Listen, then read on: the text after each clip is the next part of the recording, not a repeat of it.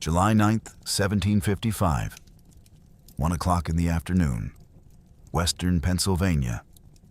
A 12-foot road carved through a forest so dense the afternoon sun barely touched the ground. And then the trees opened fire. Not a volley. Not a signal gun.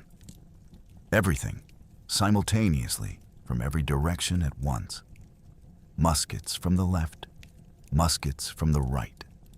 Fire pouring down from ridge lines the British column didn't know existed, from men they could not see, behind trees they could not reach. 1,400 soldiers, the finest infantry the British Empire had ever put on a continent. Veterans of European battlefields, men who had held formations under cannon fire, men who had crossed an ocean to stand on this road. Gone in under 3 hours. Within the first 30 minutes, 63 of 86 British officers were dead or bleeding out in the dirt. 63 out of 86, and riding through all of it, through the smoke, through the screaming, through the collapsing formation and the invisible fire, was a 23-year-old Virginia militia officer still sick with dysentery, still barely strong enough to sit a horse. 4 musket balls tore through his coat. 2 horses were shot from under him. He remounted, both times, and rode back in. His name was George Washington. And what happened on this road, on this afternoon, would not just destroy the greatest British general in North America, it would build the man who would eventually destroy the British Empire's hold on an entire continent. I know dinam, entire talbest, but isn't time. Battles are not random. They are decisions. The decision to march. The decision to ignore the warning. The decision to trust doctrine over terrain.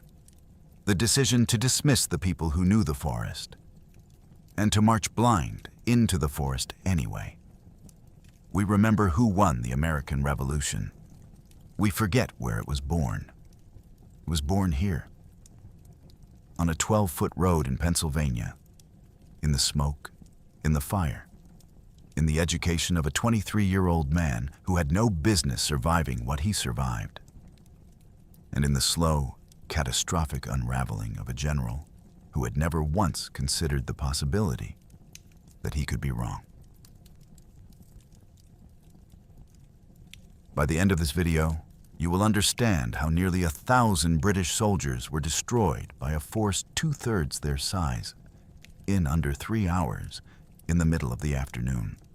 You will see the diplomatic conversation that happened in a tent in Maryland, weeks before a single shot was fired, that handed the entire Ohio Valley to France. One question, one answer, and the fate of a continent changed. You will see a French captain running bare-chested, covered in war paint, directly toward a British firing line, and why his death in the opening seconds of the battle nearly handed the British a victory before it even started. You will understand the hidden grave, the general buried beneath a road, the wagons driven over fresh earth in the dark to erase every trace of a man the wilderness had already claimed. You will understand what 4 bullet holes in a coat meant to an entire generation of Americans. And you will see a Presbyterian minister in Virginia, weeks after the slaughter, stand before a crowd, point at a 23-year-old colonial officer still covered in the dust of a battlefield he barely survived, and tell them that God had preserved this man for something the world had not yet seen. This battle was not about the Ohio Valley. It was not about furs, or river junctions, or the geometry of empire. It was about what happens when absolute certainty walks into a forest it cannot see through. About the price of refusing to listen. About a young man riding through a hurricane of fire and emerging on the other side, carrying lessons it would take him 20 years to use. Hit that subscribe button. Let us step into the Battle of the Monongahela.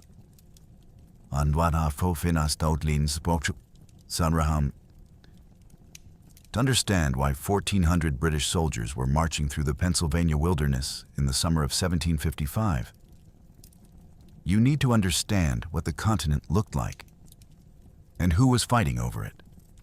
By the 1750s, North America was caught in a vice. On one side, Britain, the eastern seaboard.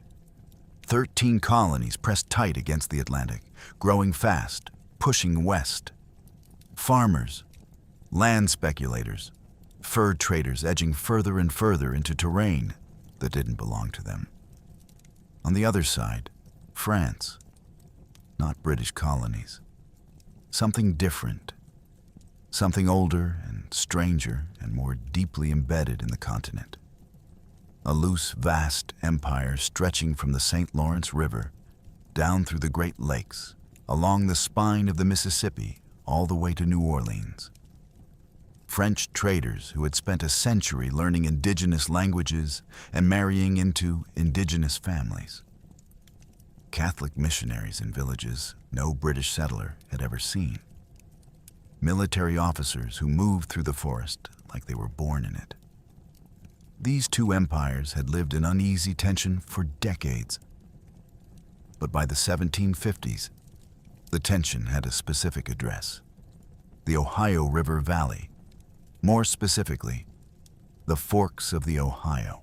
The precise point where the Allegheny River and the Monongahela River converged to become the Ohio River.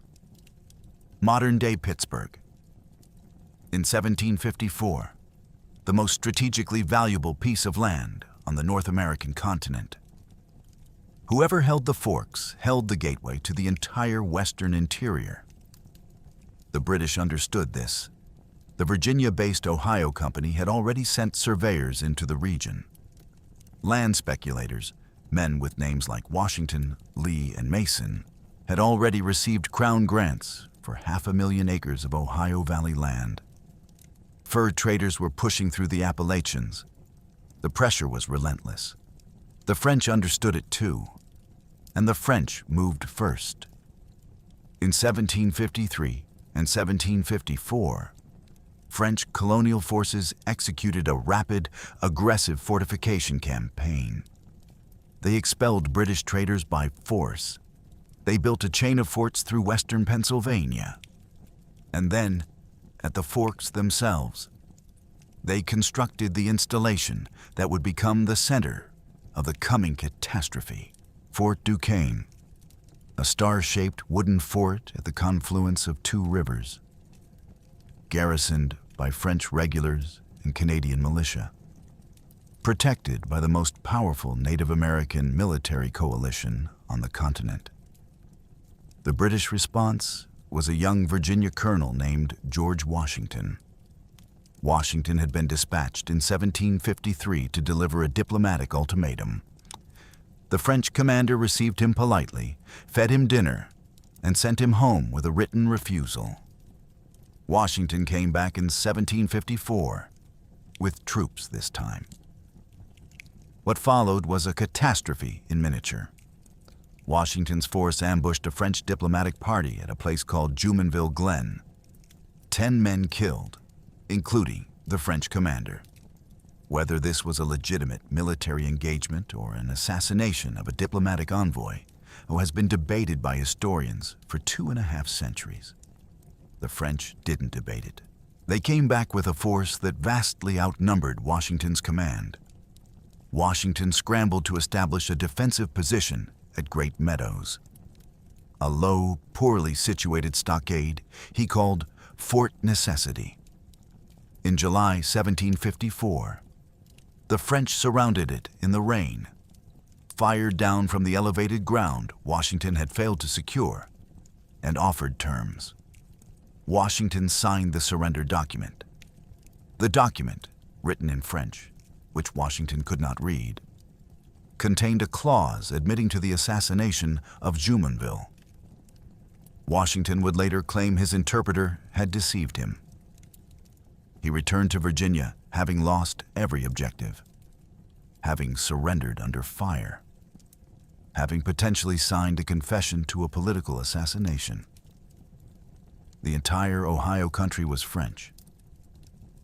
In London, King George II read the reports and responded the only way empires respond to humiliation: more force. The Crown drafted a four-pronged continental strategy for 1755. Simultaneous offensives aimed at Nova Scotia, Lake George, Fort Niagara, and, most critical of all, Fort Duquesne. To lead this last and most important operation, the Crown needed a commander who embodied everything the British Army believed about itself. They found him, Major General Edward Braddock, born in Scotland, 1695, son of a major general, commissioned into the Coldstream Guards at 15. 45 years of professional soldiering, a veteran of the Siege of Bergen-op-Zoom, a man whose entire identity had been built on the parade grounds of Europe. He arrived in Virginia in February 1755, carrying a commission from the Duke of Cumberland, the Captain General of the British Army, the King's own son, Commander-in-Chief of all British forces in North America, the authority to requisition funds from every colonial assembly, 2 veteran infantry regiments, 27 artillery pieces, by every conventional measure of 18th century military power, everything required to reduce Fort Duquesne to ash. What he didn't have was harder to define. Braddock's worldview had been built on European linear warfare in its purest form. His 2 regiments, the 44th Regiment of Foot under Colonel Peter Halkett and the 48th under Lieutenant Colonel Thomas Gage, were trained to fight shoulder to shoulder in the open. Massed volleys, visible enemies, flat ground, the tactical geometry of Blenheim, of Dettingen, of Culloden. It was a system that worked brilliantly on the killing fields of Europe. In the Appalachian forest, it was a death sentence. Braddock arrived in the colonies already contemptuous of what he found. The colonial assemblies were slow, divided, and chronically resistant to funding a military venture. Pennsylvania's Quaker-dominated assembly refused on religious grounds. Virginia and Maryland bickered over jurisdiction.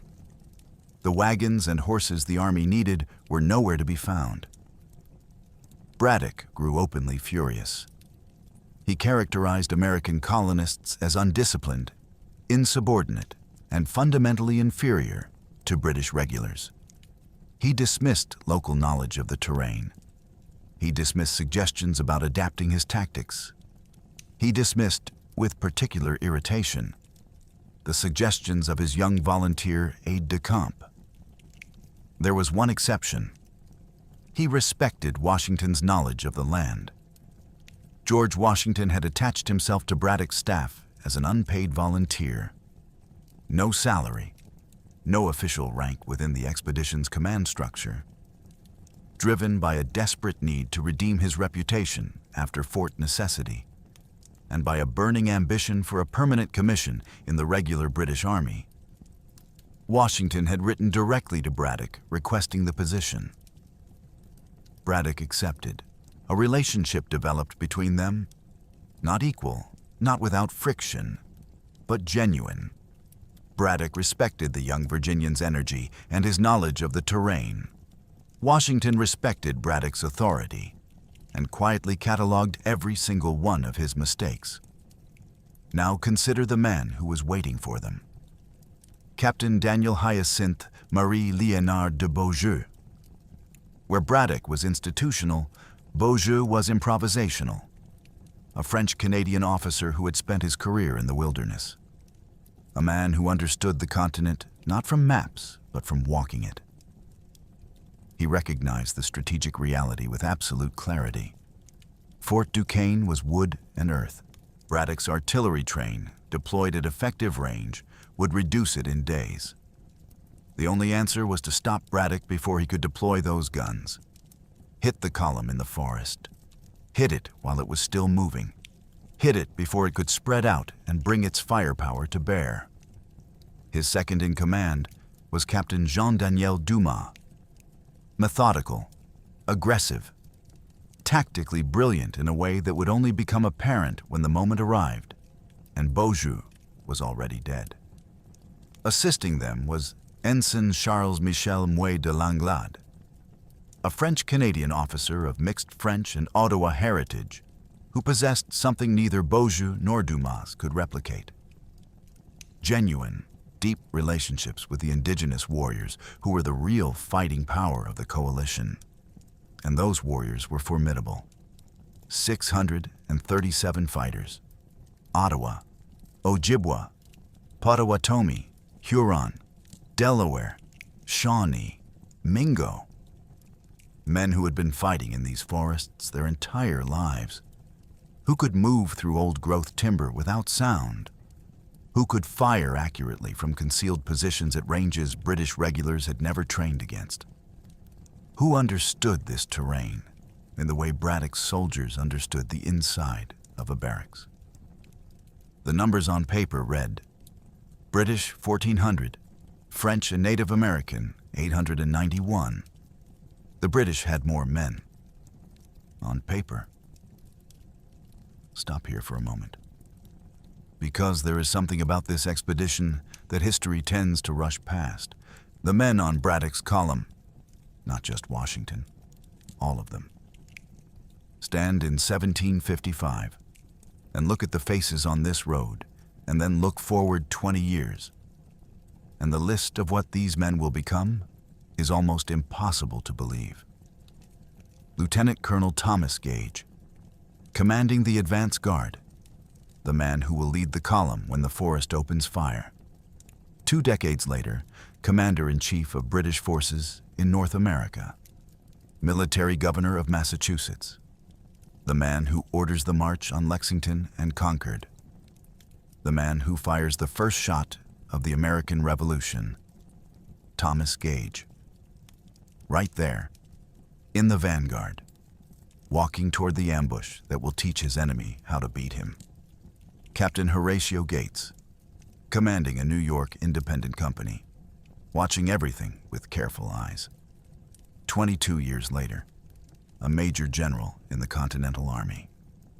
The celebrated, deeply controversial victor of the Battle of Saratoga, the battle that brings France into the Revolutionary War on the American side. Horatio Gates, on Braddock's Road in 1755, fighting alongside the French, Captain Charles Lee, Captain Hugh Mercer, Captain Adam Stephen, future Continental Army generals, all of them right here. And then there are the civilians. Benjamin Franklin, acting as a colonial representative, doing the job the governors had refused to do. When Braddock's supply train collapsed before the expedition had even begun, when the colonial governments had failed to provide the wagons and horses the army required, and the campaign was on the verge of ending before it started, Franklin personally traveled through Pennsylvania, leveraged his own reputation, pledged his own money as guarantee, and procured 150 wagons and 250 horses from Pennsylvania farmers. Without Franklin, there is no expedition. Without the expedition, there is no defeat. Without the defeat, perhaps, no revolution. And then, at the rear of the supply train, driving wagons, 2 young men from Pennsylvania and Virginia who will become the mythological figures of the American frontier. Daniel Boone, 20 years old. He had grown up on the edge of the colonial frontier, but he had never been this far west. On the march, he met a packer named John Finley, who spent long evenings around campfires describing a land of extraordinary natural abundance beyond the mountains, a place the Cherokee called Kentucky. Boone listened. He remembered everything. 15 years later, he blasted the Wilderness Road through the Cumberland Gap and founded Boonesboro, Kentucky. He opened the western frontier. Daniel Morgan, 20 years old, Washington's distant cousin, big, hot-tempered, possessed of a natural tactical instinct no formal education could have given him. Morgan watched what happened at the Monongahela. He watched how the warriors moved, how they used the terrain, What happened to men who stood in the open and what happened to men who didn't. He filed it away. 22 years later, at the Battle of Cowpens in January 1781, Brigadier General Daniel Morgan executed one of the most brilliant tactical maneuvers in American military history. A deliberate feigned retreat designed to collapse a British force using the same principles of irregular warfare and terrain exploitation that had destroyed Braddock's army on this exact road. The forest that educated George Washington also educated Daniel Morgan. This expedition was not just a military campaign. It was an unintended academy for the leadership of the American Revolution. The British Empire was training its own opposition right here in the Pennsylvania wilderness. It just didn't know it yet. Before we follow this column into the forest, we need to stop at a tent. Fort Cumberland, Maryland, weeks before the army moved. Because the most important conversation of this entire campaign did not happen on the battlefield. It happened here, in under an hour, and Braddock destroyed everything in it. Before Braddock had left London, the Duke of Cumberland had given him explicit instructions. Win over the Native American tribes. Build indigenous alliances. The French power in the Ohio Valley rested on their relationships with the regional tribes. Break those relationships, bring the tribes to the British side. And Braddock would have scouts, intelligence, and irregular fighters who could neutralize the French advantage in the wilderness. The opportunity arrived immediately. 6 tribal chiefs came to Fort Cumberland to meet with the British general. Among them was Shingas, a prominent king of the Delaware, the Lenni Lenape, a man who had worked alongside Washington in 1753, and who came to this meeting not as a French ally, but as a pragmatist, open to a British alliance, willing to listen. He had one question, one condition. What did the British intend to do with the Ohio country once the French were gone? Would the English guarantee the territorial sovereignty of the tribes who lived there? Would Native Americans be permitted to live and trade among the English, to keep hunting grounds sufficient to support their families? One question. Braddock answered immediately. The English should inhabit and inherit the land. Shingas pressed. He asked again, carefully, specifically, whether Native Americans who were friends to the English might be permitted to live among them and retain hunting grounds sufficient for survival. Braddock said no. No savage should inherit the land. The chiefs came back the following morning. Same question. Perhaps hoping he had reconsidered. Perhaps giving him one more chance. He gave them the same answer. Then he dismissed them. Dismissed 6 tribal leaders who had traveled to offer him an alliance. Dismissed them and declared, with the casual arrogance of a man who had never fought in a forest, that he did not need their help, that he had no doubt whatsoever in his ability to drive the French away. No doubt. Shingas left Fort Cumberland and did something that sealed the fate of Braddock's army with absolute finality. He traveled through the Ohio Valley and told every tribe what the British general had said. The effect was immediate and complete. The indigenous nations of the region had been watching this imperial contest from a position of careful neutrality, waiting to see which empire offered better terms. The French had been warmer, more accommodating. They had intermarried, learned languages, participated in ceremonies. They were not friends. They were imperial powers with their own interests. But they were at least respectful enough to pretend. Braddock had not even pretended. He had told 6 tribal leaders to their faces that they were not people, that they had no claim to their own land, that his army would inherit what their families had lived on for generations.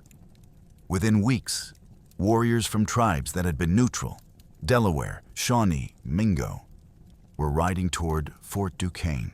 When Braddock's column finally stepped off from Fort Cumberland, it marched with 8 Native American scouts. 8. For an army of 1,400 men, moving through terrain none of them had ever seen. The French had 637 indigenous fighters who knew every ridge, every ravine, every choke point on that road. Braddock had bought this himself, with a single sentence: "Before we follow this army into the forest, sit with this for a moment. 2 men, same road, same destination, same fire coming. Edward Braddock, 60 years old, 45 years inside an institution so certain of itself that the institution had become the man. He had never lost a battle because he had always fought on terrain where his doctrine worked. He didn't adapt to landscapes. Landscapes adapted to him.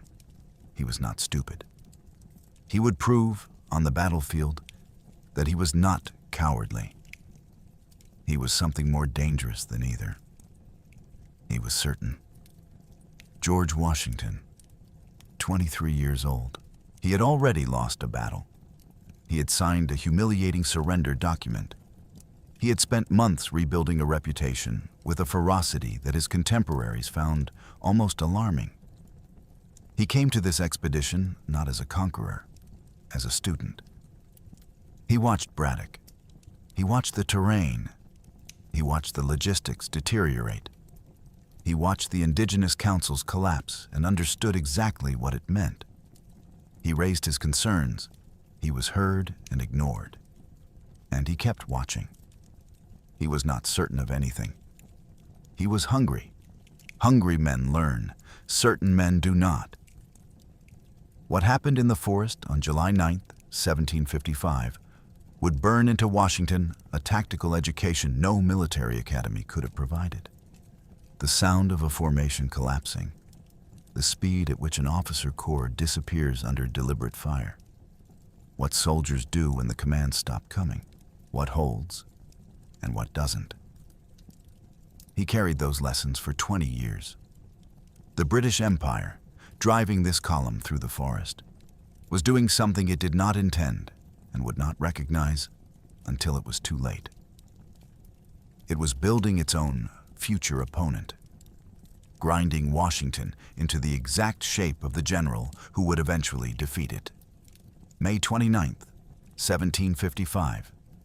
The army departed Fort Cumberland, 110 miles to Fort Duquesne, through the Allegheny Mountains, through old-growth forest so dense that sunlight barely reached the ground, through terrain that had no roads, no bridges, no cleared ground of any kind. It needed a road, not for the soldiers, for the artillery. 27 pieces of cannon and mortar, the siege train designed to reduce Fort Duquesne to rubble once the army arrived. Moving those guns through the mountains required a road at least 12 feet wide, graded for heavy wagons, bridged across every ravine and creek. Trees had to be felled, stumps blasted or dug out, rock broken, bridges built from timber cut on site. The army moved at a crawl, 2 miles a day, sometimes 3. The column stretched for miles. Heavy wagons, artillery pieces requiring teams of horses to drag through the mud. Cattle, camp followers. A moving town of several thousand people, creeping through the wilderness at a pace that would embarrass a man on foot. And the forest was watching. Disease swept through the camps. Dysentery, the same illness that had already flattened Washington, spread through the ranks. The food was inadequate, the water uncertain. The men were exhausted before they'd covered a third of the distance. Washington, lying in a wagon with cushions packed around him to absorb the jolting, watched all of it and arrived at the same conclusion every officer with frontier experience had reached weeks earlier. This pace was fatal. At this speed, the French had unlimited time to reinforce Fort Duquesne, unlimited time to call in additional warriors, resupply the garrison, prepare defenses. Every day the column spent inching through the mountains, was another day of French preparation. Washington raised it with Braddock. Directly, respectfully, with the deference a 23-year-old volunteer owed a major general. Divide the army. Send the best troops forward, light and fast. Leave the heavy baggage to follow with a rear element. The flying column could reach Fort Duquesne before the French could adequately prepare. Braddock agreed. The army split. The flying column, 1,400 of his best men, light, moving faster, fast by Braddock's standards. The rear element, under Colonel Robert Dunbar, took the heavy baggage and the sick. The column accelerated. By early July, the flying column was 60 miles ahead of Dunbar's reinforcements. 60 miles. If anything went wrong, there was no rescue. On July 8th, the column encamped at Sugar Creek, a few miles from the Monongahela River. One last water crossing between them and Fort Duquesne. Washington, still weak, made his decision. He wasn't going to miss this. He rejoined the general's staff on horseback. Inside Fort Duquesne, Captain Beaujeu had been watching the British approach with the focused attention of a man who knows he has exactly one move. The math was simple. The fort couldn't survive a siege. Braddock's artillery, deployed at effective range, would end the garrison in days. The only option was to intercept the British column before it could deploy those guns. Before the crossing. Before they emerged from the forest. Beaujeu planned to hit them at the river. On July 8th, the day the British encamped at Sugar Creek, he presented the operation to his Native American allies. He encountered resistance. The scouts had reported Braddock's force as nearly 4,000 men. An exaggeration, but one that gave the indigenous warriors legitimate pause.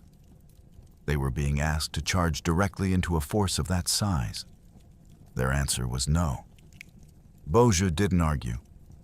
He understood what this alliance was. Not a command structure, a relationship. He couldn't order them. He could only persuade. And then something happened that changed the tactical timeline entirely. A Potawatomi warrior experienced a prophetic dream. In the military traditions of the Ohio Valley tribes, dreams carried operational weight. This was not metaphor. A dream could function as tactical intelligence, described in enough detail to constitute a plan, consulted with the same seriousness as a scout's report. This dream foretold victory. The warriors agreed to move, but the delay meant Beaujeu's force departed Fort Duquesne on the morning of July 9th, racing toward the river, hoping to catch the British in the crossing. He was too late. Braddock had already crossed, not quietly, not cautiously. Braddock crossed the Monongahela in full military pageantry, flags flying, fifes and drums playing the Grenadiers' March, the scarlet and blue coats of the British regulars wading through the water in perfect order. The entire spectacle designed to intimidate any watching French scouts with the sheer visual power of the British military machine. The army completed the crossing. They were on the same bank as Fort Duquesne now. The road ahead wound through mixed forest before opening toward the fort. Just after 1 o'clock in the afternoon, Lieutenant Colonel Thomas Gage commanded the advance guard, roughly 350 men, moving carefully down the road with flanking parties pushed into the timber on either side. Behind him, the main body of the column followed. The forest was quiet for one more moment. The first man Gage's advance guard saw was running toward them. Not away. Toward. A French officer bounding down the road at full speed, bare-chested, a silver gorget at his throat.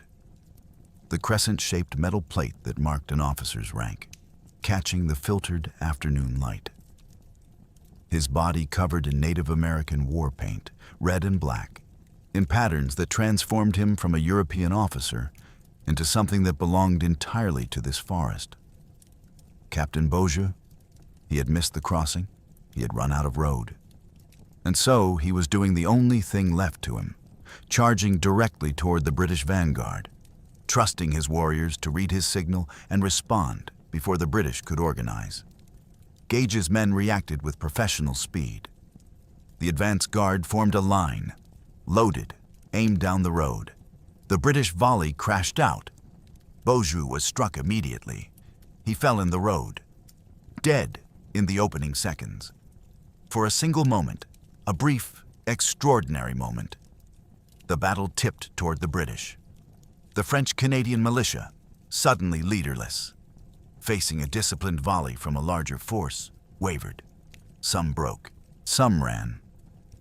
If the entire French force had broken in that instant, if panic had spread from the militia to the warriors, the Battle of the Monongahela would be a footnote, a skirmish. The British column would have marched on, deployed its artillery, and reduced Fort Duquesne to ash before sunset. The battle did not tip, because Captain Jean-Daniel Dumas was already moving. In the seconds after Beaujeu fell, with the militia fragmenting and the warriors watching from the tree line, Dumas made his decision with the speed of a man who had thought through every contingency. He seized command. He rallied what militia he could hold. And then he sent the warriors into the forest, both sides of the road. What happened in the next few minutes was not a battle in any European sense of the word. It was geometry. The warriors poured into the timber on both sides of the road, moving through the forest the way the forest had trained them to move. Silently, quickly, without hesitation, using every tree, every fallen log, every depression in the earth as cover. Running down the flanks of the British column, securing positions on elevated ridgelines the British had not scouted, establishing overlapping fields of fire from concealment. The geometry was a horseshoe, a half-moon of hidden muskets surrounding the head of the British column on three sides, pouring fire into men they could see. Men who could see nothing. Gage's advance guard, taking fire from invisible enemies in every direction, did what linear trained soldiers do under those conditions. They broke. They turned and ran back down the road. At the same moment, General Braddock, hearing the enormous volume of fire ahead, ordered the main body to rush forward and support the vanguard. The retreating vanguard and the advancing main body collided, head-on, in a 12-foot wide road. Several hundred men pressed together, unable to spread out, unable to find cover, unable to see their enemy. Horses screaming. Supply wagons jackknifed across the road. Men trying to push forward against men trying to push back, all of them packed together in a column that could not move left or right. The warriors, firing down from elevated positions into this mass of bodies, could not miss. The artillery was wheeled forward, aimed into the tree line, fired. Canister shot tore through branches. Bark flew. Trees splintered. The warriors moved. 3 feet left, 5 feet right. The artillery fired again. More branches, more bark. The warriors moved again and kept firing. The British doctrine demanded a visible enemy in an open formation. There was no visible enemy. There was smoke. There was noise. There were muzzle flashes from the shadows, from behind logs, from positions the British didn't know existed. Soldiers fired blind, massive volleys into the canopy, destroying branches while their own ranks were systematically dismantled below. And Dumas had given his warriors one specific priority above everything else: kill the officers, not out of personal malice, out of precision. The British regular soldier of 1755 was a machine of collective violence. He functioned within a command structure. He knew exactly what to do when his officer gave orders. He knew almost nothing about what to do when the orders stopped. Destroy the command structure. The machine stops. It was executed with lethal efficiency. Colonel Peter Halkett, commanding the 44th Regiment, was shot from his horse. His son rushed to him. His son was shot dead across his father's body. Aides de camp fell. Company commanders fell. Junior officers, identifiable by their uniforms, fell at a rate British military history had never recorded.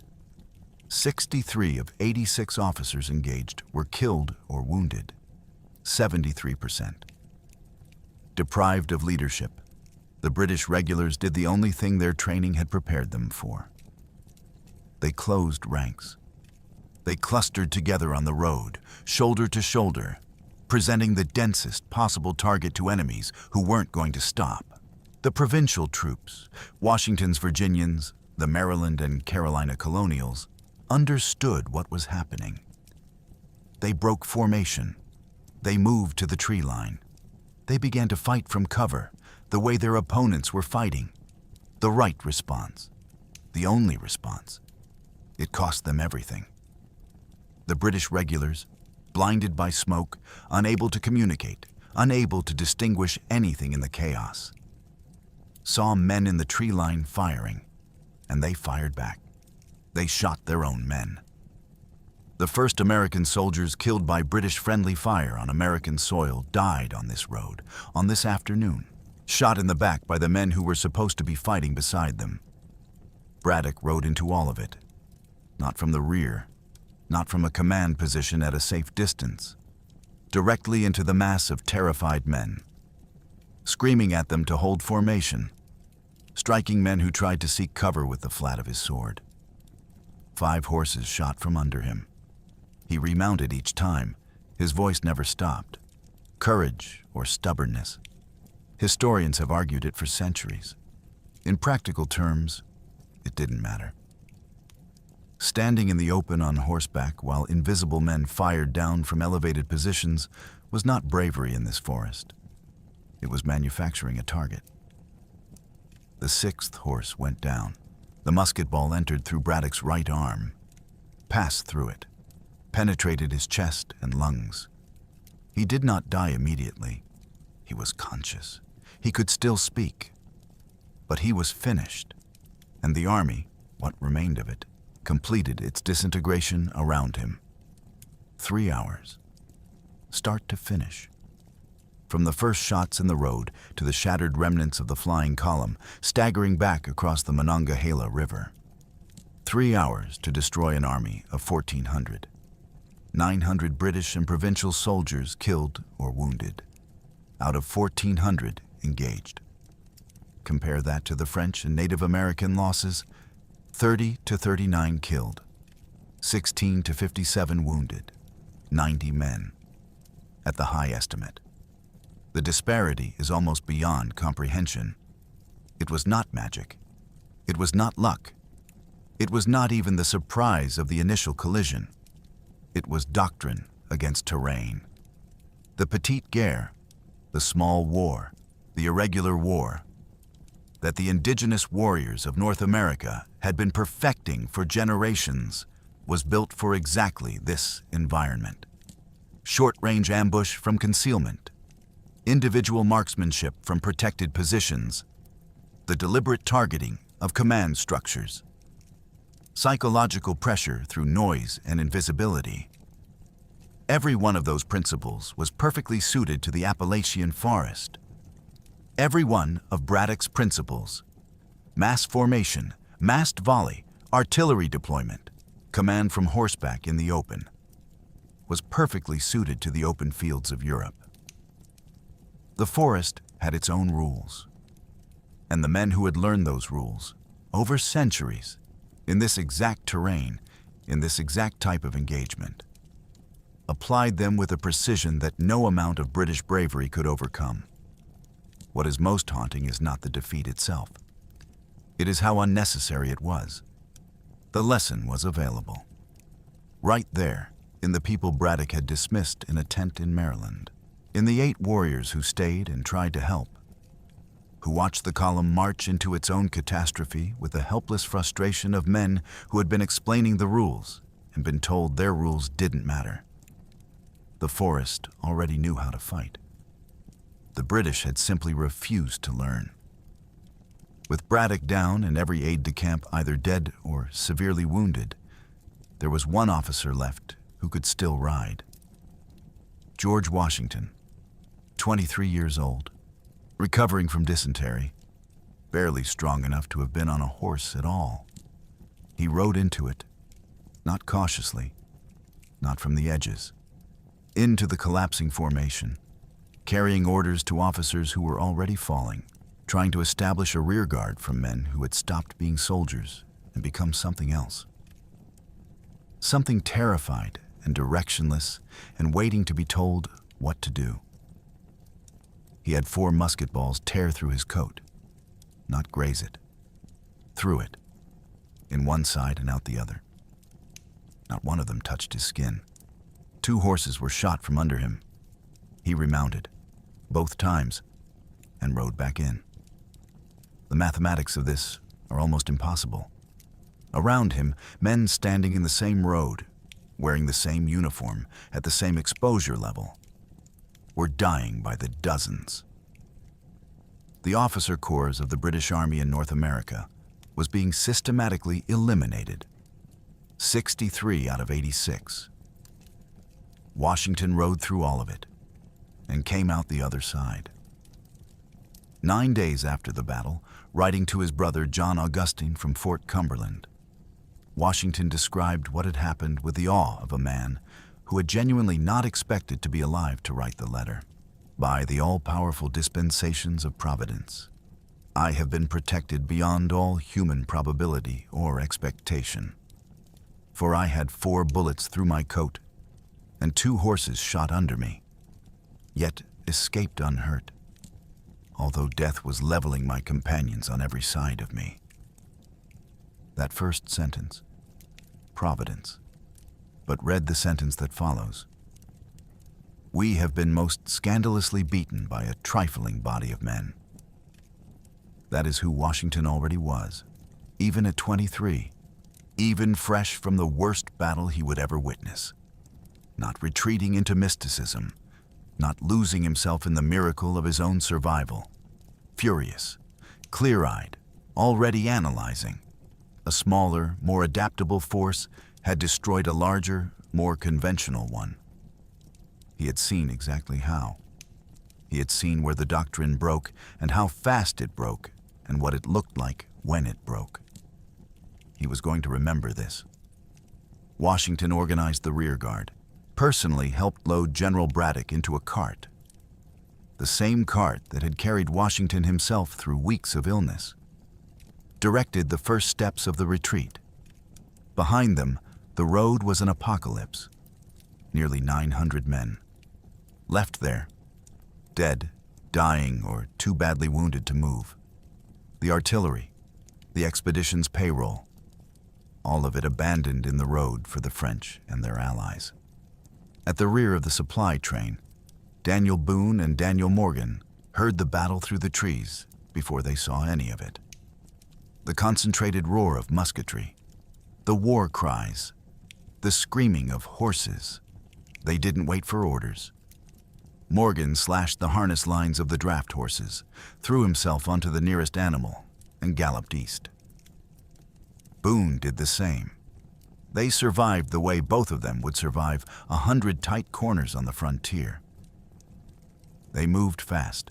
They didn't ask questions. Washington got the remnants of the army across the Monongahela River. The battle was over. The consequences had just begun. The retreat was not a withdrawal. It was a rout. The survivors fled without stopping for nearly 50 miles. Marching continuously, the wounded dragged, the dying carried, until they reached the safety of Colonel Dunbar's camp at Great Meadows on July 13th. 50 miles in 4 days. Not a march. A panic. Braddock made the journey in a cart, conscious, in agony, and in something else, something quieter and harder to name than physical pain. He had been wrong about everything, not partially, completely. Wrong about the terrain, wrong about the tactics, wrong about the Native Americans, wrong about what his army could survive. The absolute certainty that had defined his command, the unshakable conviction that European doctrine would overwhelm any obstacle, had turned 1,400 of his soldiers into casualties. His final recorded words have been preserved by the witnesses around him. First, "Who would have thought?" And then, hours later, barely audible, "We shall know better another time." He had learned. Finally, completely, and far too late. Before he died, Braddock made a gesture that tells you something important about the man beneath the doctrine. He asked for Washington. He bequeathed his personal effects to the young colonial officer whose advice he had repeatedly dismissed, whose instincts had been consistently correct, whose survival had bordered on the impossible. He gave Washington his 2 personal pistols, and he gave him his sash. The Braddock sash, woven in 1709 using a technique called sprang weaving, a complex method that produced a silk fabric of extraordinary strength and elasticity, designed to act as a field stretcher, strong enough to carry the weight of a man, woven tightly enough to resist tearing. Braddock had worn it into battle. It was stained with the blood of the Monongahela. Washington took it back to Mount Vernon. He kept it, wore it, by all accounts, throughout his command of the Continental Army during the American Revolution, a dead British general's blood-stained sash, wrapped around the waist of the man leading the forces that would ultimately defeat the British Empire. In 1846, the sash was gifted to Major General Zachary Taylor, a hero of the Mexican-American War and future President of the United States. It is preserved to this day as one of the most significant artifacts of early American military history. Edward Braddock died on the evening of July 13th, 1755. He was 60 years old. His death created an immediate crisis. The retreating British knew that Native American scouting parties were actively tracking them through the forest. If Braddock was buried in a marked grave, any visible grave, the warriors would find it. They would exhume the body, scalp it, desecrate the remains. In the brutal calculus of 18th century frontier warfare, the desecration of an enemy commander's body carried profound psychological weight. The message it would send to every colonial settlement between the Alleghenies and the Atlantic was one the British could not afford. Washington was entrusted with the burial. He found a solution that was practical, decisive, and completely cold. On the morning of July 14th, Braddock's body was wrapped in 2 blankets. Washington selected the burial site, not beside the road, not in a clearing, not in any location a scout could find. In the middle of the road, the same road the Army had spent weeks carving through the forest. The road that was Braddock's single greatest logistical achievement and, ultimately, his pathway to destruction. Washington placed the general beneath it. Because the expedition's chaplain had been severely wounded in the battle, the responsibility for the burial service fell to Washington. He stood over the open trench in the dirt road. He opened the 1662 Book of Common Prayer, and he read the words aloud. "In sure and certain hope of the resurrection to eternal life through our Lord Jesus Christ, we commend to Almighty God our brother Edward, and we commit his body to the ground, earth to earth, ashes to ashes, dust to dust." Then he closed the book and ordered the column to march. Every wagon, every remaining artillery piece, every soldier, all of them routed directly over the freshly filled grave. The weight of an army, passing over a man, packing the earth, erasing every trace. By the time the last soldier crossed, there was no grave. There was only a road. The Native American scouts who tracked the retreat found nothing. Braddock's remains were lost to history for nearly 50 years. Settlers and traders walked over him without knowing it.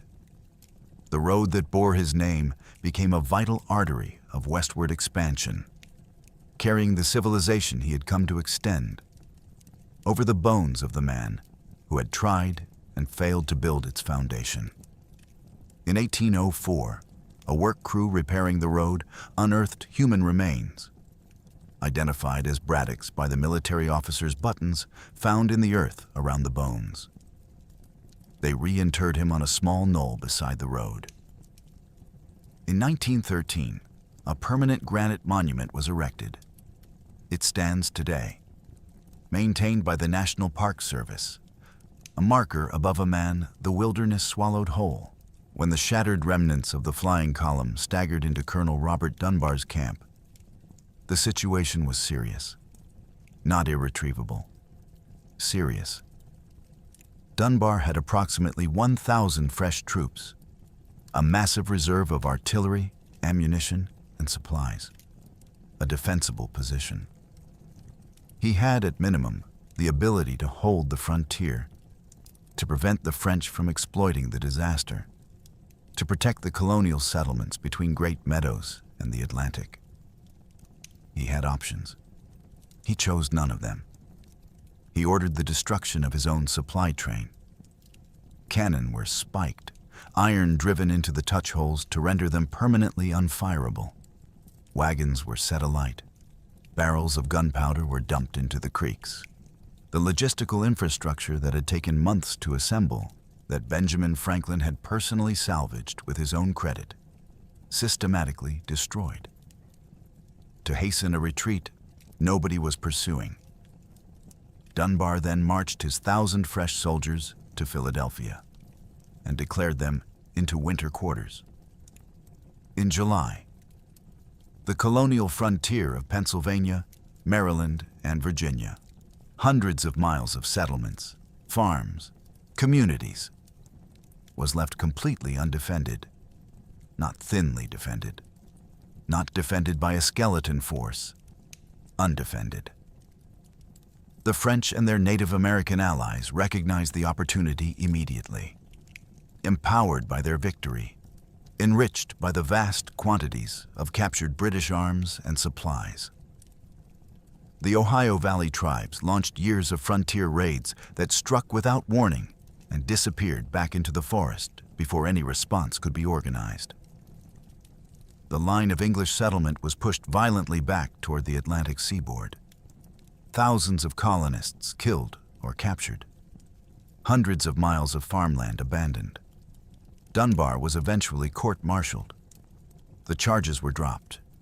The frontier paid the price he refused to pay. Fort Duquesne stood for 3 more years. It fell in 1758 to British General John Forbes, who marched a different kind of army, built indigenous alliances instead of burning them, and arrived at the fort to find the French had already set it alight and retreated rather than face him. The fort Braddock had come to take was taken. 3 years and thousands of lives after the road in the forest. August 17th, 1755, 5 weeks after the battle. A Presbyterian minister named Samuel Davies stood before a volunteer militia company in Hanover County, Virginia, men preparing to ride toward a frontier that was bleeding. Men who had heard what happened on the road in Pennsylvania, who were riding toward it anyway. Davies was one of the most influential clergymen in colonial America. A thunderous preacher, a poet, a man whose sermons were reprinted across the colonies. He preached that day on religion and patriotism. And in the middle of it, he turned to the disaster at the Monongahela, to the slaughter, to the miraculous survival of a 23-year-old colonial colonel who had ridden through 3 hours of the most concentrated fire on the continent and emerged without a wound. And he said, "I may point out to the public that heroic youth, Colonel, Washington, whom I cannot but hope Providence has hitherto preserved in so signal a manner for some important service to his country. For some important service to his country."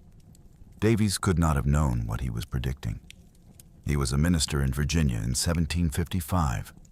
speaking to militiamen about to fight in the western forests. He had no particular reason to believe that the colonial officer he was pointing toward would become anything more than a capable frontier commander.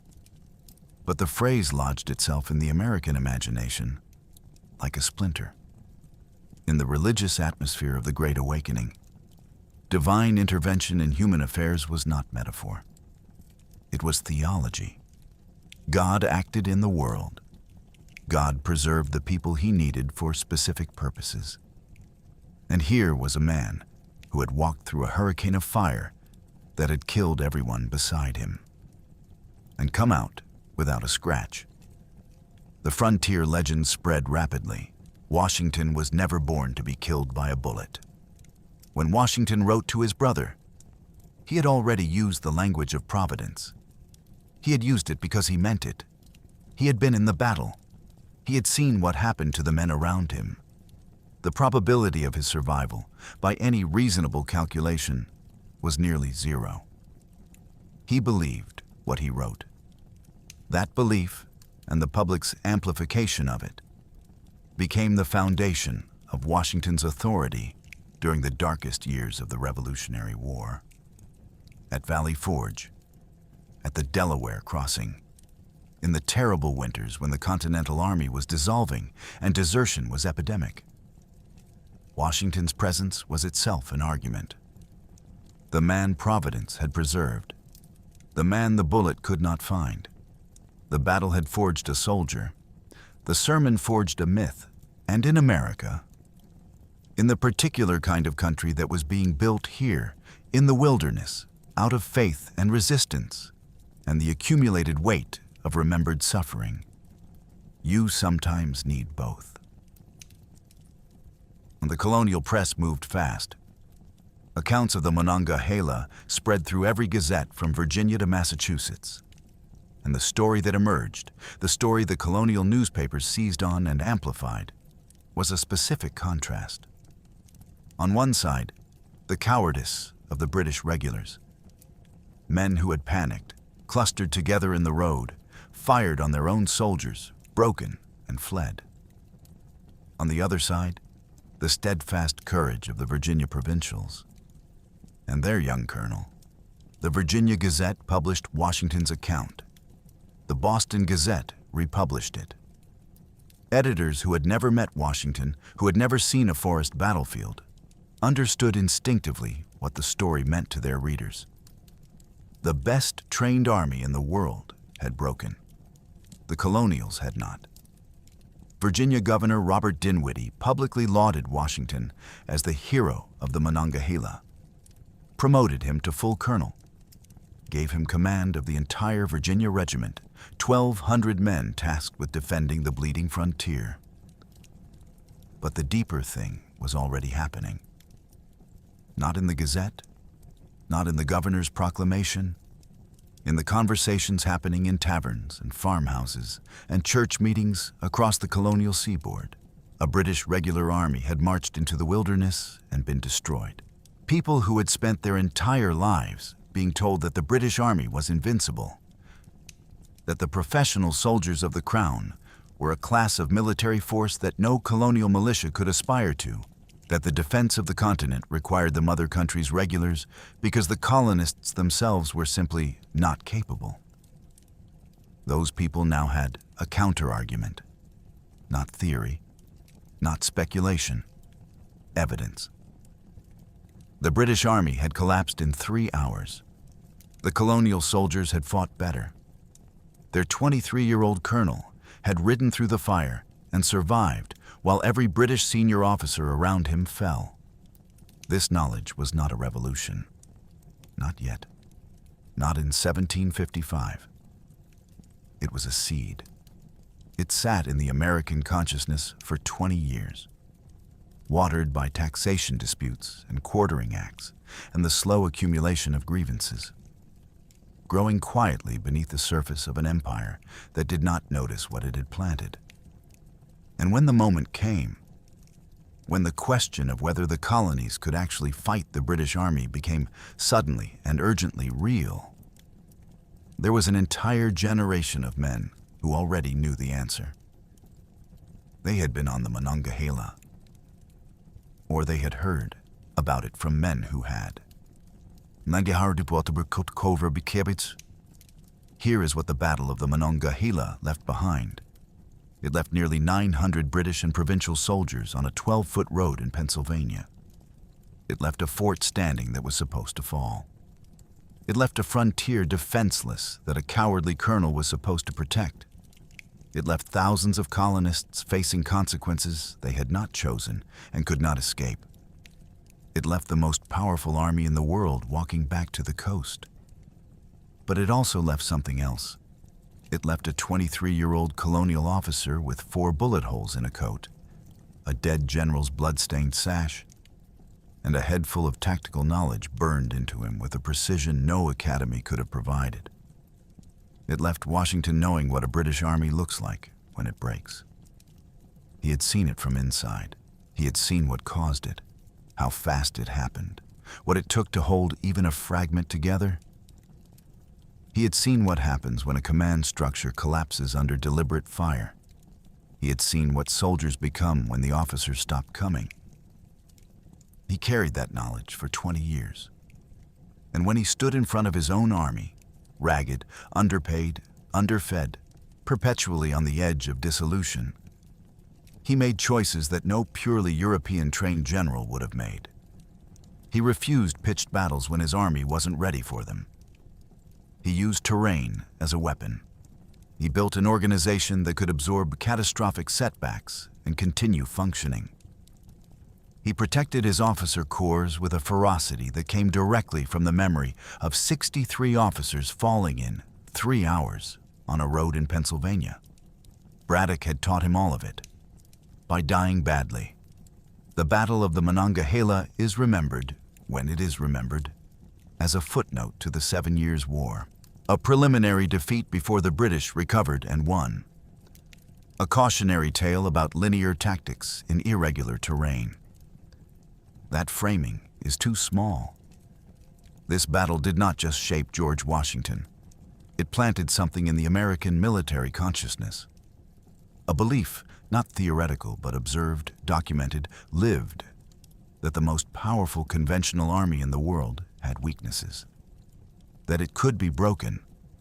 That a smaller, more adaptable force, fighting on terrain it understood, could destroy it in an afternoon. That knowledge didn't expire. It waited.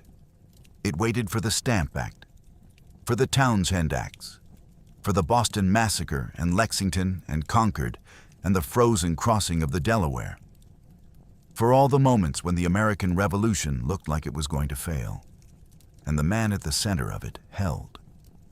Because he had already seen the worst. He had already ridden through the fire. He had already come out the other side. The battle ended. The consequences did not. Here is the thing about the Ohio country that the maps don't show. It wasn't just land. It was the future. The Allegheny Mountains had functioned as a natural barrier, a wall between the densely populated eastern seaboard and the vast interior of the continent. The colonial population was growing. Farms were filling up. Land prices on the coast were rising. Younger sons of Virginia planters, younger sons of Pennsylvania farmers, men who had no inheritance to wait for and no land to build on. They looked west, and the Ohio Valley was what they saw. Rich bottomland along the rivers, dense forests full of game, soil that hadn't been farmed down, a world that hadn't been claimed yet. Claimed yet. That was how they thought about it. The indigenous nations who had lived there for centuries had a different understanding of the situation. The Delaware, the Lenni Lenape, the Shawnee, the Mingo, the Ohio Iroquois. These were not remnant populations clinging to disappearing territory.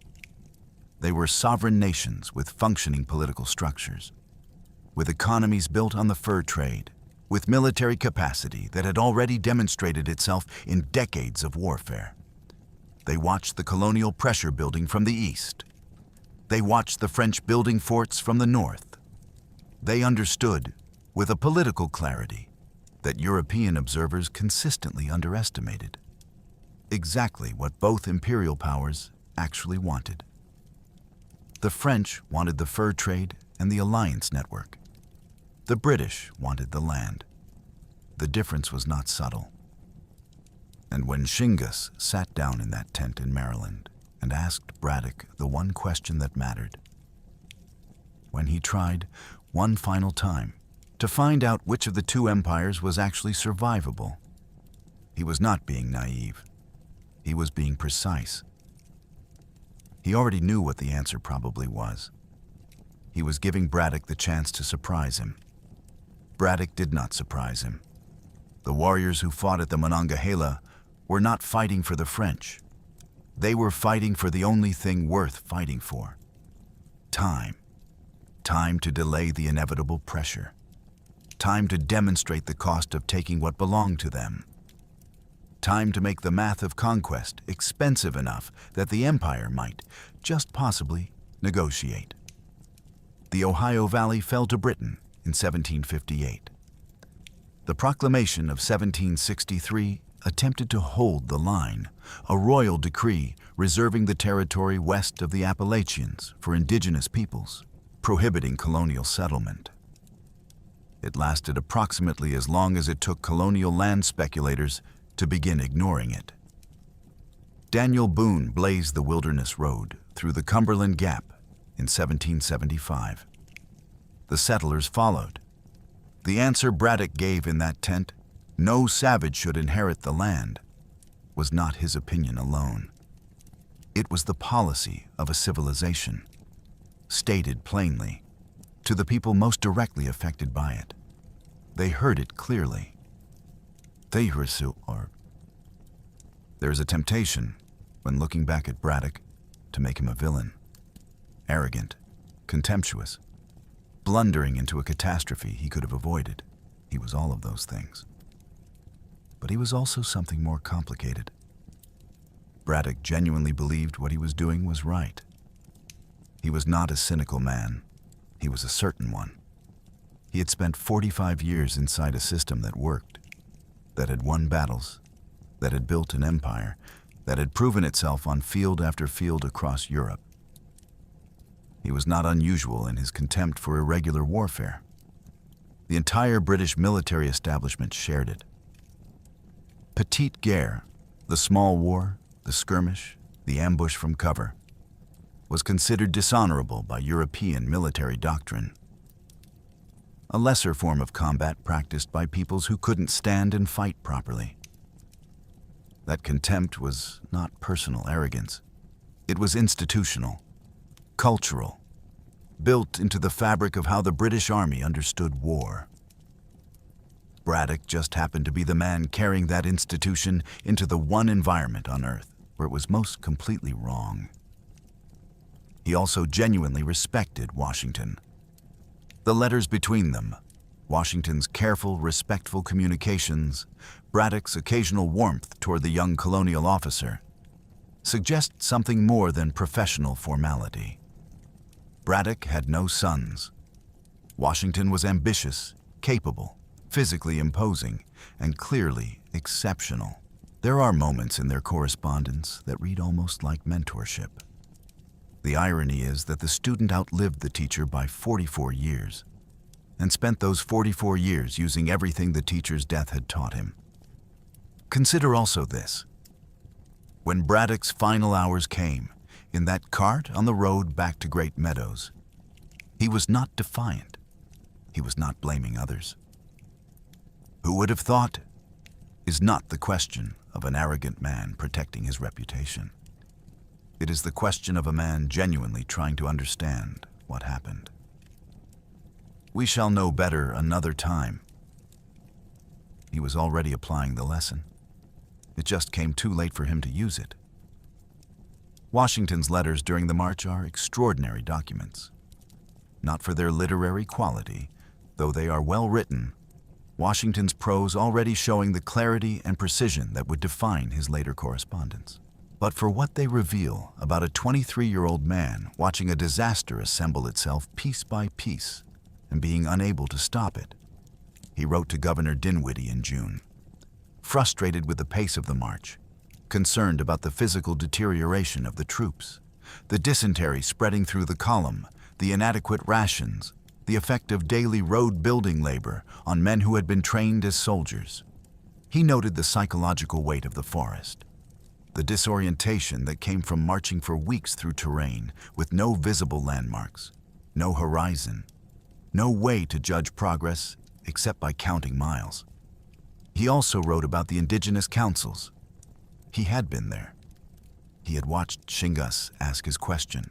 He had heard Braddock's answer. And he understood, with the clarity of a man who had already spent years working alongside indigenous leaders, exactly what the departure of those chiefs meant. The army was blind. Moving through terrain it didn't understand, without the scouts who could have told it where the enemy was and what the ground looked like ahead. Moving on a 12-foot road through old-growth forest with flanking parties that could see perhaps 30 feet into the trees on either side. Moving toward a French fort with no intelligence about what was waiting between the river crossing and the fort.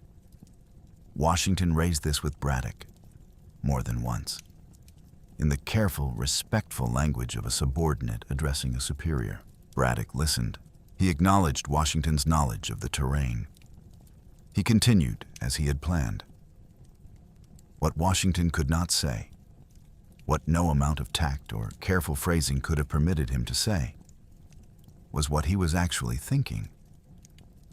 That the certainty was the danger. That the absolute conviction that European doctrine would overcome any obstacle was not confidence. It was blindness.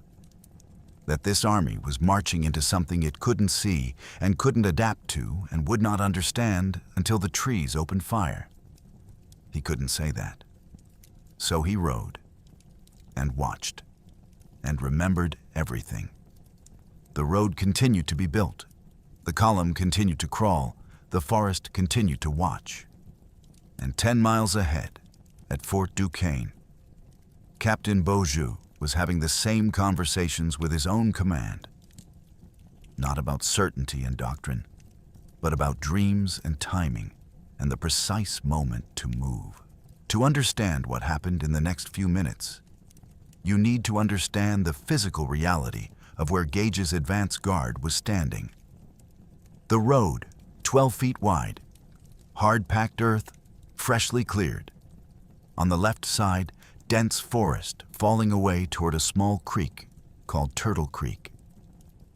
On the right side, a steep rise covered in old-growth timber, the ground broken by ravines and fallen logs. The road itself cut through this terrain like a shallow wound through skin, open only as wide as the axe crews had made it, pressing in from both sides with the full weight of the forest. The advance guard was the tip of a very long, very narrow column. 350 men at the front. Behind them, stretched out along that 12-foot road for nearly a mile, the main body of the flying column. Pack horses, artillery pieces, supply wagons. The whole logistical apparatus of a European army that had been engineered for a different kind of war. A column in a forest cannot deploy sideways. It can only compress or extend, close up or spread out along the axis of march. Its firepower faces forward, down the road, and backward. The flanks exist only as far as the flanking parties can see. And in old-growth forest, that was perhaps 30 feet. 30 feet of visibility. On either side of the road. On the ridgeline to the right, positions Gage's flanking parties had not scouted.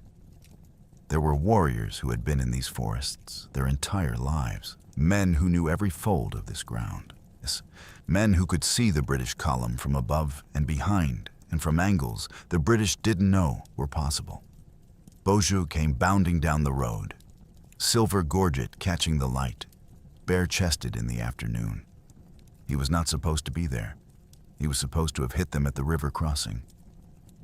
He was improvising, in the only way available to him, trusting the warriors behind him to read the signal when he made it. Gage's men were good soldiers. They formed fast. They loaded. They fired. And they killed him. The first volley of the Battle of the Monongahela killed the French commander in the opening seconds. For a breath, just a breath, it looked like the battle was already over. There is a specific detail about the weapons on both sides that cuts through the abstract numbers. The British regular soldier was armed with the Longland pattern musket, the Brown Bess, a smoothbore flintlock, accurate to perhaps 80 yards in ideal conditions, devastating in massed volley fire against a visible enemy at close range. Loaded in 17 steps, a drill a well-trained soldier could complete in 20 seconds. Every one of those 17 steps required the soldier to be upright, or at minimum, kneeling in a controlled position. You cannot execute the loading drill pressed flat behind a log. You cannot complete it while crouched in undergrowth with your hands shaking and smoke burning your eyes and invisible men firing at the sound of your movement. The British training had been optimized for rate of fire and formation cohesion. In the open, against a visible enemy fighting in the same formation, those optimizations won battles. They had won Blenheim. They had won Dettingen. They worked brilliantly in their proper environment. In this forest, against concealed enemies firing individually from cover, rate of fire was irrelevant if the volley was aimed at trees. Formation cohesion was a liability if it packed targets more densely together. The warriors were not firing in massed volleys. They were firing one shot at a time, from behind trees, choosing specific targets, taking their time with each one. A man in cover, firing at a target he can see against a target that cannot see him, does not need to reload in 20 seconds, does not need to be fast, needs to be accurate. They were accurate. And in the smoke and the noise and the chaos of the road, there was a particular horror that several survivors described afterward. The British couldn't find anyone to fight. They could hear the muskets. They could see the muzzle flashes. They could see their men falling. But they couldn't identify a formation to charge, a line to advance against, a position to assault.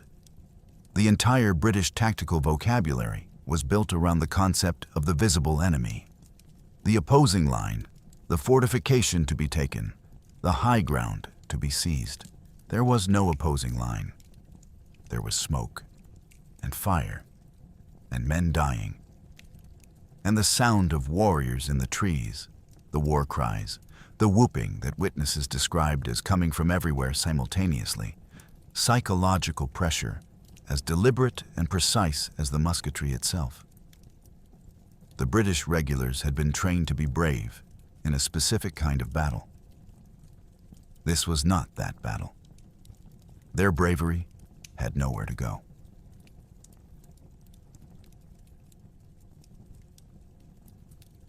What Washington was doing in those hours, functionally, mechanically, at the level of immediate task, was carrying orders between dying men. Braddock, still conscious, still issuing commands from the ground or from the cart, needed someone who could physically move across the battlefield and transmit those orders to officers who were still standing. Every trained aide-de-camp was dead or wounded. Washington was the only one left. So he rode, from Braddock's position to the forward lines and back, through the smoke, through the concentrated fire that was systematically dismantling everything around him, delivering orders, returning with reports, carrying the last remnants of a command structure back and forth along a road that was covered in the bodies of the men who had been doing this job before him. He did this for approximately 3 hours. At no point did he seek cover. There are accounts from survivors, from Washington's own letters, from the recollections of men who watched him that afternoon, that describe something almost surreal about his behavior. Not the recklessness of a man who had stopped caring about his life, The focused, deliberate movement of a man who had identified exactly what needed to be done and was doing it. The calm in the middle of the collapse. This was not performed courage. He was genuinely scared. He said so later, in ways that make clear he understood exactly how close the mathematics had come to ending differently.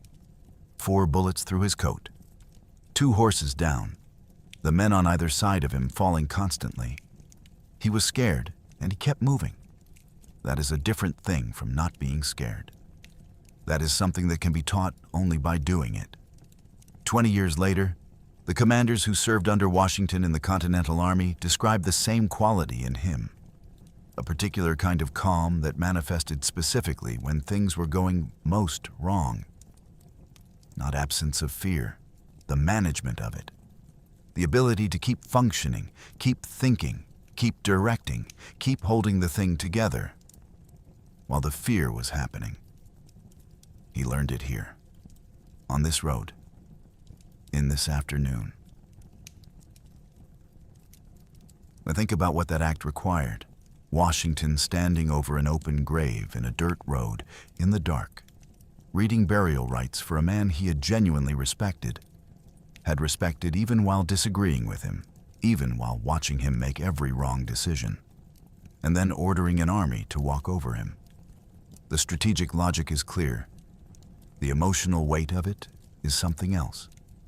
Braddock had given Washington his pistols, had given him the sash, had, in the only way available to a dying man, tried to acknowledge what Washington had been to him.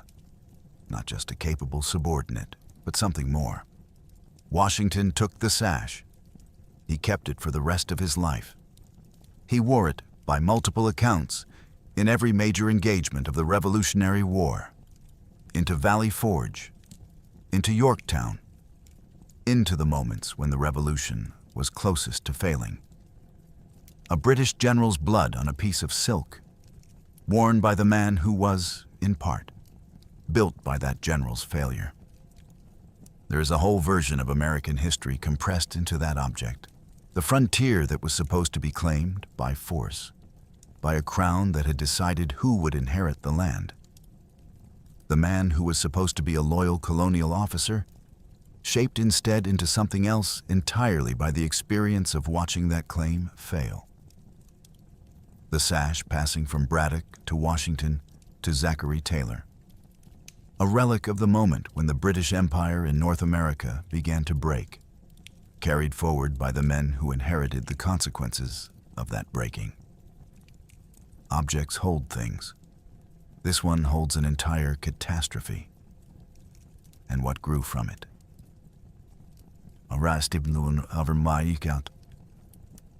This is what the Battle of the Monongahela actually produced.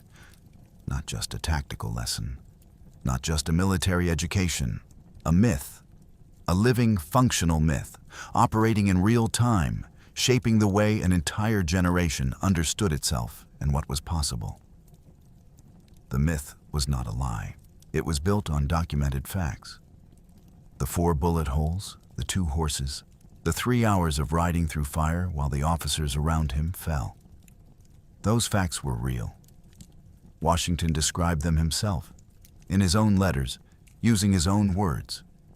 But facts become myths when they are absorbed into a larger story about meaning. When they stop being events and start being evidence. Evidence of what? Evidence that this man, this specific particular colonial officer from Virginia, was not the product of chance, was not simply lucky, had been preserved for a purpose. That is a dangerous idea, not because it is wrong necessarily, but because of what it requires of the man at the center of it. Washington spent the rest of his life trying to be worthy of a narrative that had been imposed on him before he had done anything to earn it. The ministry sermon in 1755, the Gazette accounts, the stories passed through the colonial taverns, all of it built a Washington before Washington had done the things Washington would eventually be remembered for. He had to grow into it. In some ways, the myth made him. gave him an authority in the darkest moments of the Revolution that no military rank could have provided. When the army was starving at Valley Forge and the officers were resigning their commissions and the Congress was second-guessing every decision, Washington's presence was itself a stabilizing force. Because the myth said, "This man does not fail. The bullet cannot find him. Providence has a plan." Whether or not that was true, it was useful. And Washington understood that it was useful. He was not a man who believed his own mythology uncritically, but he was a man who understood the mechanics of public authority, who understood that an army fighting an empire needed something to fight toward. Not just a cause, but a figure. Not just a general, but a symbol. He had been handed the symbol at 23 on a road in Pennsylvania by a dead French captain and a terrified British army, and 4 musket balls that passed through his coat and somehow, inexplicably, missed everything that mattered. He used it. For the rest of his life, 50 miles, in 4 days, with the wounded. Think about what that march was like for the men doing it. They had just watched the finest army they had ever been part of cease to exist in under 3 hours. They had watched officers they had served alongside for years die in front of them. They had fired their weapons until their hands blistered at enemies they could not see, and the enemies had kept firing back, and eventually the men around them had simply stopped getting up. Some of them had been shot themselves. Wounds bound with whatever cloth was available, kept moving because stopping meant dying. Dysentery still running through the ranks. No clean water on the road, no adequate food. The forest still pressing in on both sides, still silent in that particular way, that men who have been ambushed in a forest hear as threat long after the immediate danger has passed. Every sound was a shot they hadn't heard yet. They didn't stop. Not to sleep, not to eat properly, not to dress wounds more carefully or establish a rear guard or send scouts back along the trail to check for pursuit. They moved and they talked. That is what survivors of catastrophic military defeats do. They reconstruct what happened endlessly to each other, trying to make sense of it. The question that ran through the column, that would run through every campfire conversation, every tavern discussion, every letter home, was the same question. How? How does 1,400 men, regulars, artillery, veterans, get destroyed by 800 in an afternoon? The answers they arrived at varied. Some blamed Braddock, some blamed the tactical failure of the vanguard. Some blamed the terrain. Some blamed the Indians in terms that will not be repeated here. Some, the provincial soldiers, the Virginians who had tried to fight from cover and been shot by British friendly fire, had a simpler answer. We knew how to fight here. They didn't let us. That answer was the one that traveled furthest. That answer was the one that mattered.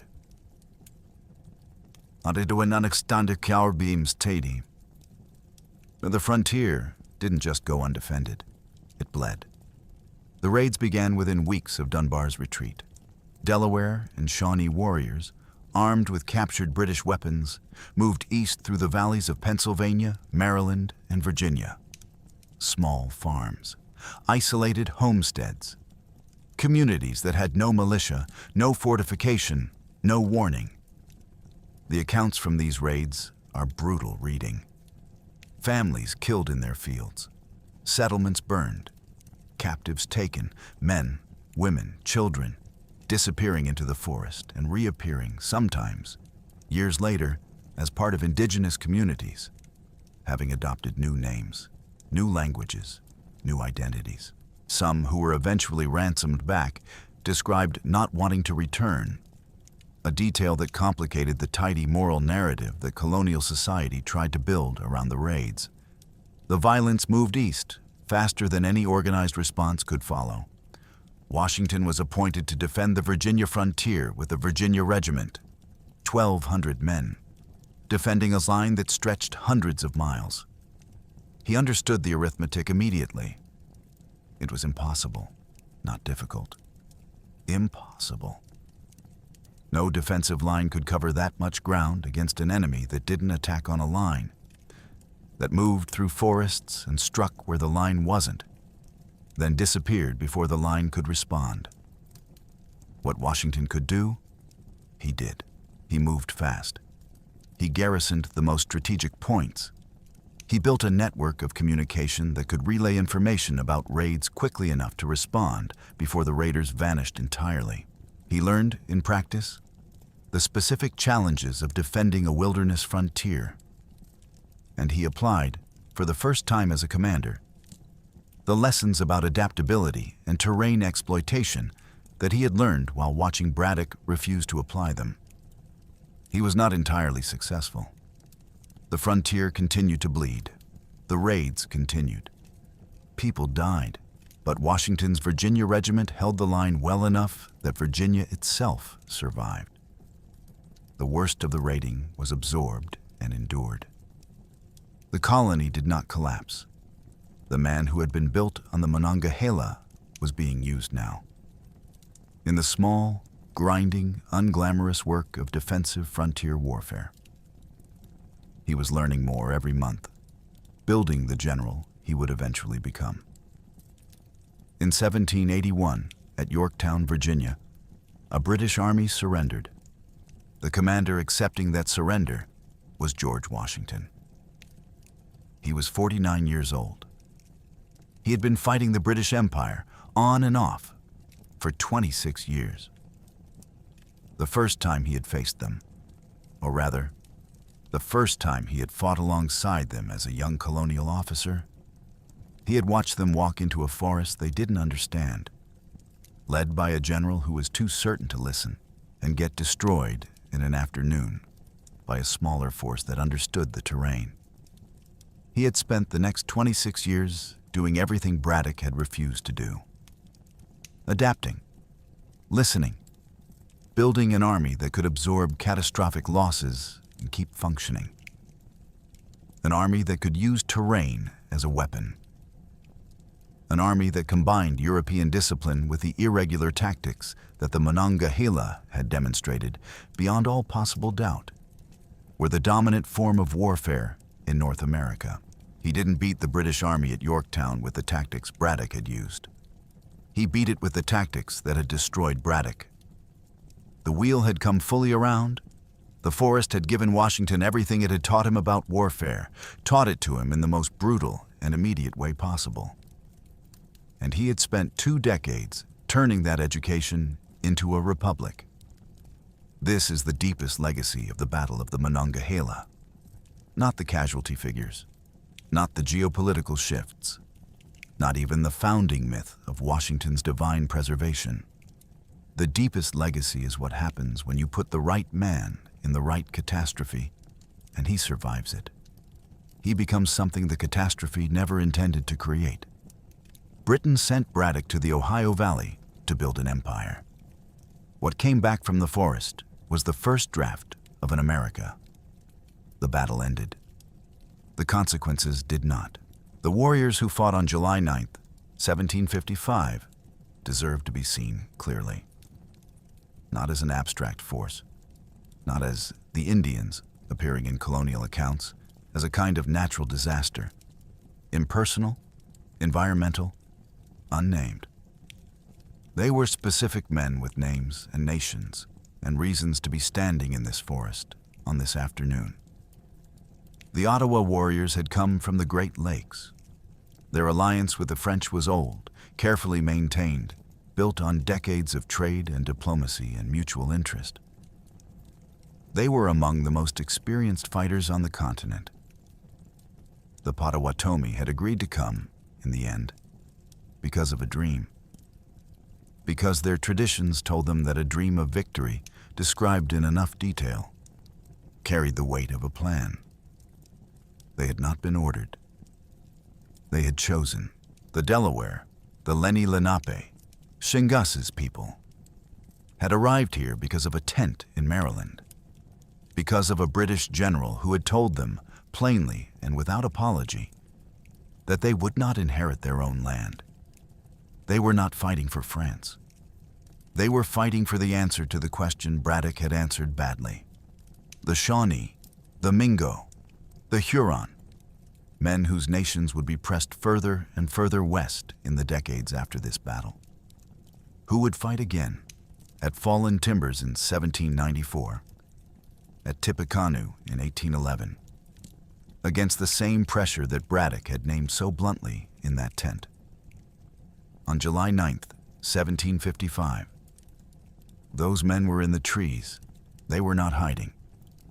They were using the forest the way the forest had taught them to use it, as cover, as concealment, as the equalizer that turned a numerical disadvantage into a tactical annihilation. Captain Dumas directed them. Ensign Langlade moved among them. But the knowledge they were applying, the knowledge of this exact terrain, of how to use elevation and smoke and the psychology of invisible fire, that knowledge was theirs, built over generations, specific to this continent, irreplaceable. The British lost this battle because they refused to acquire that knowledge. The warriors won it because they already had it. Step back from the individual names for a moment.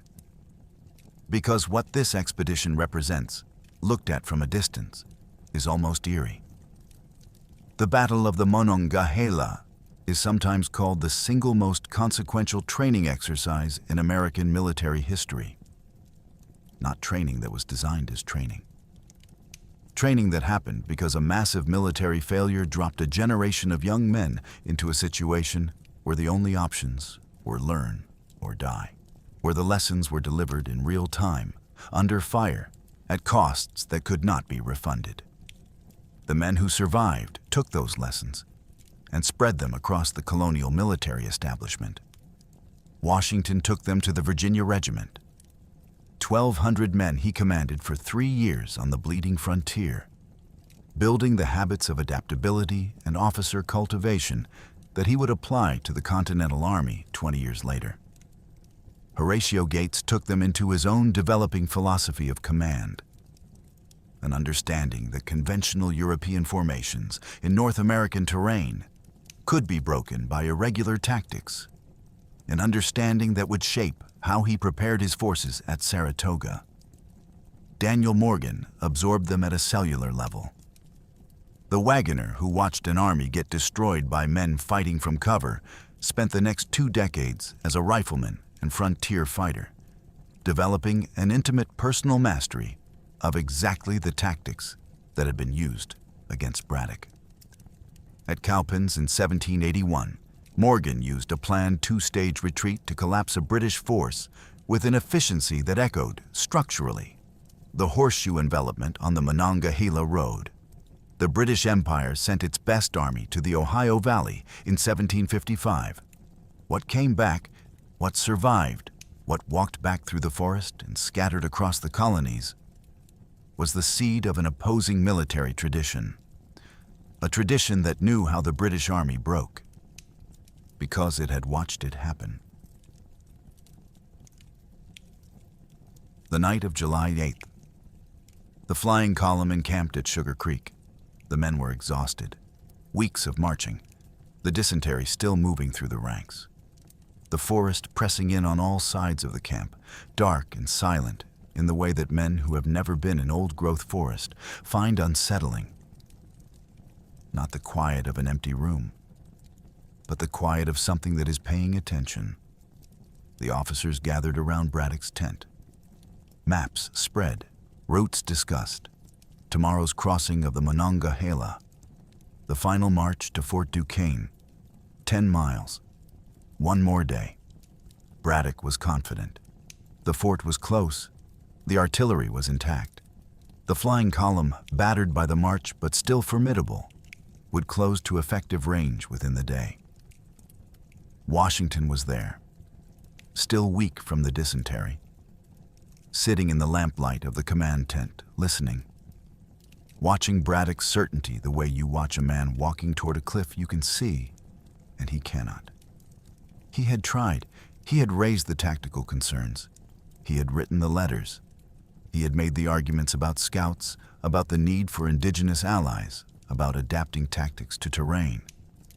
He had been heard and not changed. So he sat and listened and remembered. 10 miles north, inside Fort Duquesne, Captain Beaujeu was not sleeping. He was calculating. He had missed his window at the river crossing. The British had moved faster than expected. He would have to intercept them on the road. Tomorrow, before they could deploy the artillery, before they could establish a firing position. He had approximately 891 men. The British had 1,400. He had the forest. The British had doctrine. In the morning, two forces that had never met, that had been moving toward each other for weeks through the same dense trees, would collide on a 12-foot road in the Pennsylvania wilderness. Only one of them was ready for what would happen.